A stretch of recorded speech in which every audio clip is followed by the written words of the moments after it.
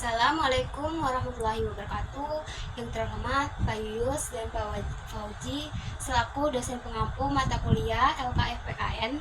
Perkenalkan, nama saya Nabila Rahmawati dengan NIM 140162363. Melalui video ini saya akan menceritakan pengalaman selama saya mengikuti perkuliahan LKFPKN, dan saya akan menyampaikan apa yang saya akan lakukan jika saya akan menjadi dosen di masa depan. Selamat menonton. Everybody's falling in love and I'm falling behind. Yang pertama, selama saya mengikuti perkuliahan LKFPKN, saya mempunyai pengalaman yang relevan dengan sosiorekonstruksionisme, yang dimana saya kan termasuk mahasiswa kelas B. Nah, pada pertemuan kedua, kelas B itu dibagi menjadi 7 kelompok. Nah, setiap satu kelompok itu membahas satu landasan PKN. Nah,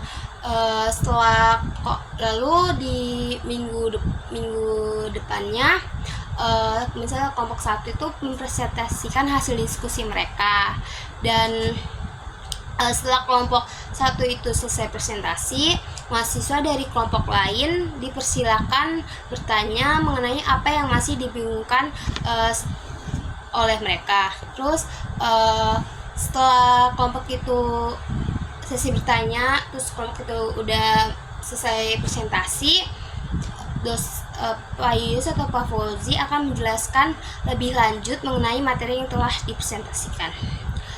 Selain itu, setelah saya mengikuti perkuliahan LKFPKN ini, saya jadi tahu bahwa pendidikan dapat mengembangkan kemampuan berpikir kritis dan membuat kita jadi bisa lebih paham dengan akar permasalahan serta menemukan solusi dari sebuah kasus. Yang kedua yang saya dapat selama perkuliahan ini yaitu tentang pendekatan kritis dan reflektif dalam pendidikan, ialah di mana dosen mengajak mahasiswa untuk tidak begitu saja menerima informasi, namun mahasiswa diajak untuk berargumen. Selain itu, mahasiswa juga diajak untuk menganalisis sebuah kasus. Lalu mereka mencari sebuah penyebab utama dari kasus itu dan mencari solusi penyelesaian yang harus dilakukan. Contoh konkret itu, ada satu pertemuan di mana Pak Fauzi membagi mahasiswa di kelas B menjadi 4 kelompok, dan pada hari itu juga kelompok itu diminta untuk mendiskusikan penyebab utama dari sebuah kasus yang beliau berikan, dan juga solusi paling efektif untuk kasus itu. Lalu setelah berdiskusi, setiap perwakilan dari setiap kelompok itu menyampaikan hasil diskusi mereka. Yang ketiga, jika saya di masa depan menjadi dosen, saya akan menggunakan strategi pembelajaran yang dimana saya mengajak mahasiswa untuk berdiskusi mengenai kasus yang sedang trending atau booming-boomingnya, dan saya akan meminta mereka untuk menemukan penyebab utama dan solusi yang paling efektif untuk kasus tersebut. Yang keempat, teknologi yang saya gunakan jika menjadi dosen yaitu saya akan memberikan sebuah video pembelajaran kepada mahasiswa agar mereka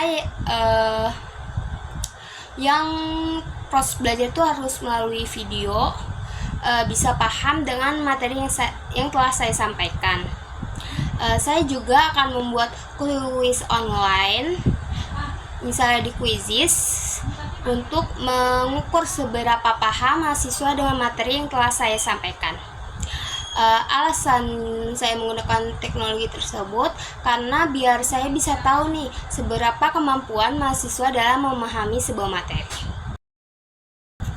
Dan yang terakhir, untuk memastikan bahwa nilai-nilai demokrasi seperti nilai keadilan dan kesetaraan tercermin dalam rancangan perkuliahan saya nanti jika saya menjadi dosen, saya akan memberikan kesempatan kepada semua mahasiswa yang saya ajar untuk menyampaikan pendapat mereka secara bebas, dan saya tidak akan mendiskriminasi pendapat mereka. Selain itu, saya akan mengajak semua mahasiswa untuk berpartisipasi dalam diskusi kelas. Dan cara saya mengevaluasi dampak pembelajaran terhadap kesadaran sosial dan partisipasi siswa dalam proses demokratis, yaitu saya akan mengamati perilaku mereka dalam berinteraksi dengan teman sebayanya atau saat bekerja kelompok. Saya akan melihat tuh bagaimana kontribusi dia dalam pekerjaan kelompok itu. Dan selain itu, saya akan memfasilitasi diskusi kelas yang terbuka dan kritis untuk mendorong siswa untuk mengekspresikan ide-ide yang mereka punya. Dan saya juga akan membuat mereka tuh bisa belajar satu sama lain. Mungkin segitu saja cerita dari saya. Wassalamualaikum warahmatullahi wabarakatuh.